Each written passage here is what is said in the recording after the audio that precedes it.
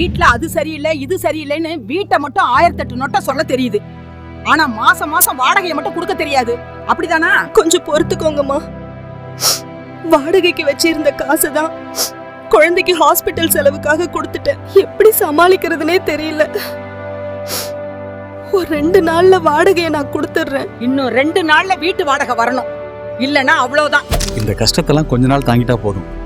நாம ஒரு சொந்த வீட்டுக்கு போயிட்டா இந்த வாடகை தொல்லையே இருக்காது. இங்க வாடகை கொடுக்கவே வக்கில்லாம கிடக்குறோம். இதுல சொந்த வீடு கனவு வேற உங்களுக்கு இருக்கா? நம்மள மாதிரி ஏழைங்களோட கனவை நினைவாக்க தான் சொந்த வீடு இல்லாதவங்களுக்கு அம்மா இல்லம் திட்டம் மூலமா நம்ம எடப்பாடியார் சொந்தமா நிலம் வாங்கி அடுக்குமாடி குடியிருப்பு கட்டித்தரன்னு வாக்குறுதி கொடுத்திருக்காருல்ல. என்னங்க சொல்றீங்க? நிஜமாதானா? கேட்கவே ரொம்ப சந்தோஷமா இருக்கு. ஏழை மக்களோட கஷ்டத்தை புரிஞ்சு அவங்க கஷ்டத்தெல்லாம் போக்கி ஏழைகளோட தோழனா இருக்க நம்ம EBS ஐயாவுக்கு தான் எப்பயும் நம்ம ஓட்டு. சரியா சொன்ன.